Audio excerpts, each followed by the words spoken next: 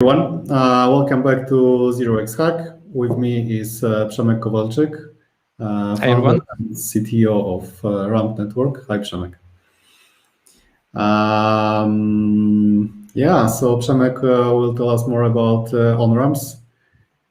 So without further ado, Przemek, the stage is yours. Thanks.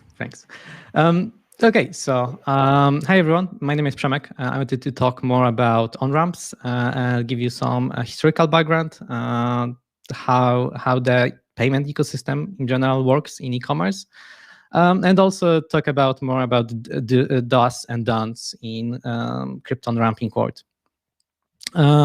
So first, a bit of background about myself. I'm co-founder and CTO of Ramp, as Andek already said. I have a background in physics and worked in data science and strategic consulting. So I think let's start with on the historical note. Like right now, if you pay for anything on e-commerce, you'd use a card or Blick or PayPal or another payment method. There's many of them, and you have to just to choose what suits you best.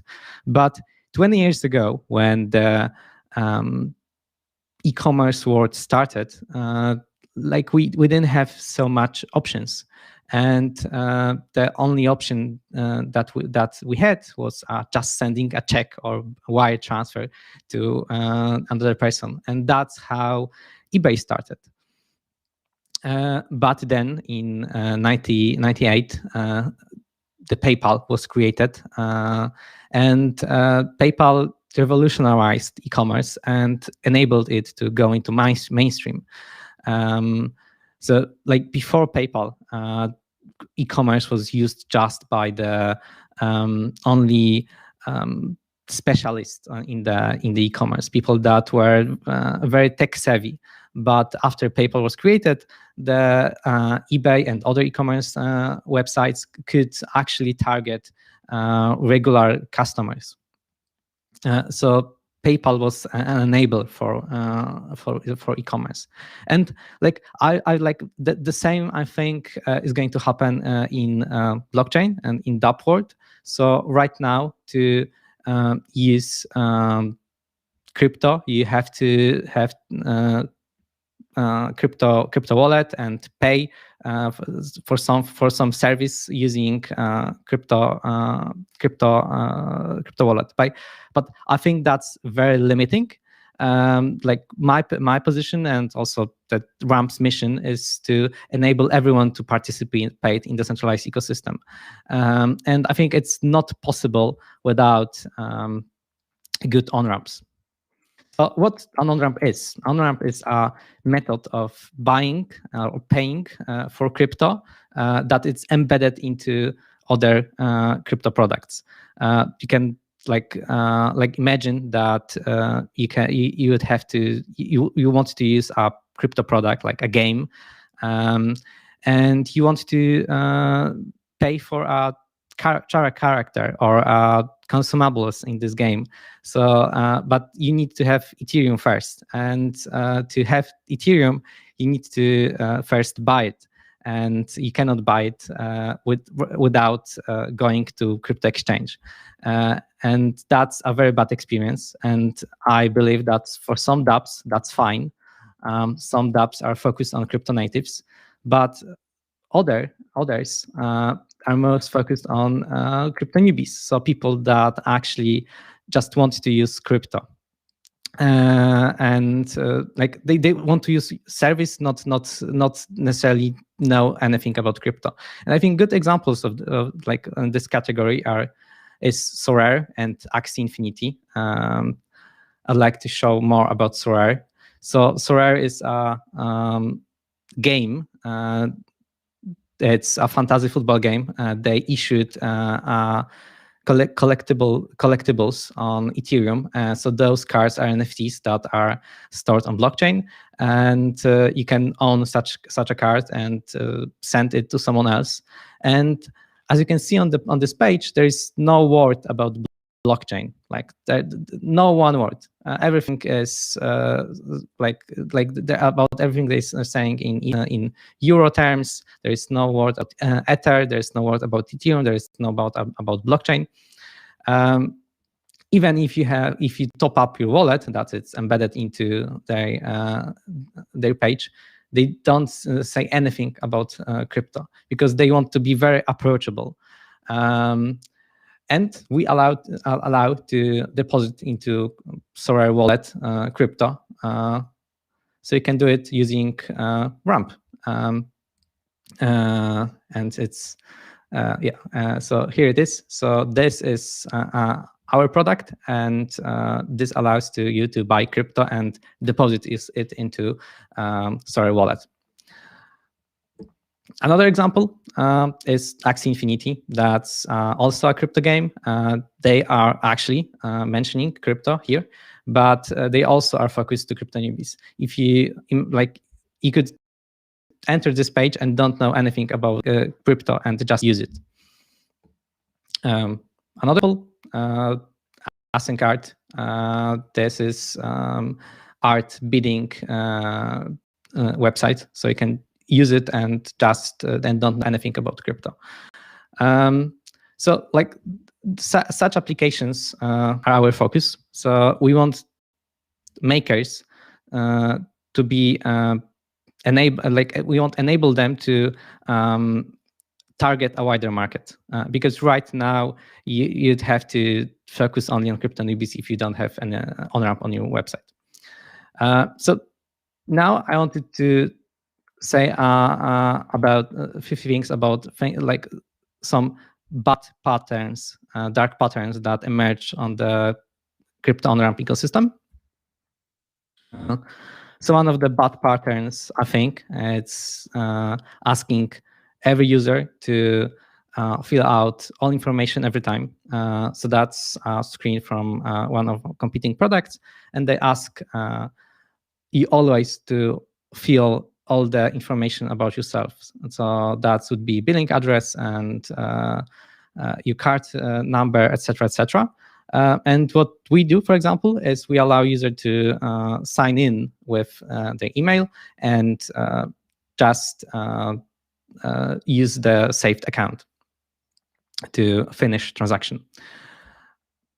Another I think, is don't ask to send scans of IDs, but allow to use phone camera. So some products only allow for uploading your scans of your IDs. So you need to have actually a scanner, or first make a photo of your ID and then save it on your PC and then send it to them. I think that's another bad pattern. And I think this is very bad. So some services actually are hiding their fees. So they present a much lower fee than they are actually charging. Usually they just hide it inside spread. So they so what they are presenting is much lower what they are actually charging. And like we saw that sometimes the fees even go as high as 15%. And I think there are two bad things that such companies are doing. So the first one is obviously hiding the fees and basically lying to users that they are paying just 5% when they are actually paying 9 or 8. And the second is that users are discouraged to use onramp anytime again, because users should not feel cheated when they are using your service. Okay, and now a word about do's. So I think like the first good idea is to support second layer solutions like Polygon or XDAI, Ronin. Ronin is the chain that Axie Infinity is running on, and we support all three of them. And also we want to support all the others, like second layer solutions like ZK Syncs and Starkware. So that's our goal. And I think that's very important for new users to be able to use chains that on which the transactions are faster and less expensive. Another I think good idea is to always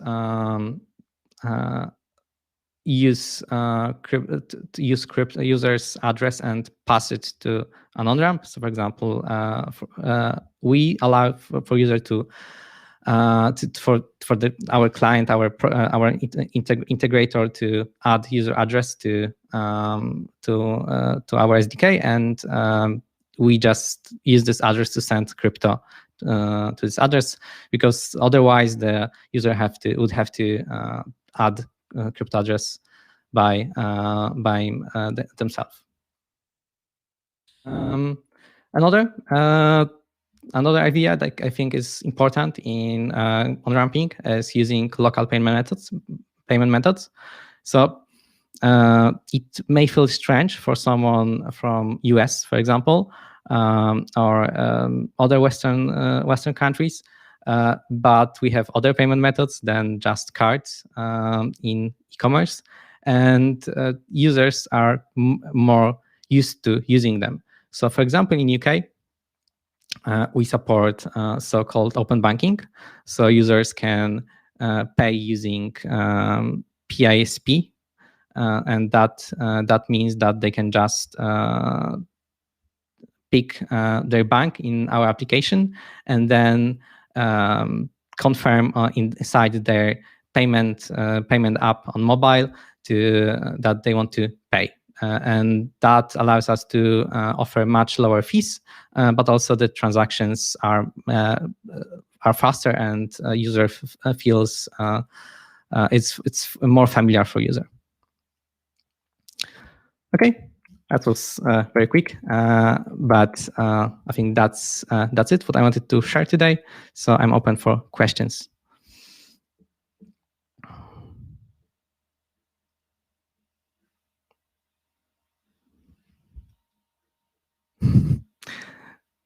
Hello,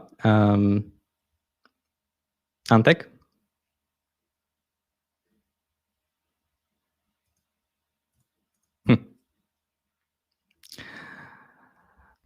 Okay, I think there is no questions. So thanks again for coming here and listening about on-ramps. Thank you very much, and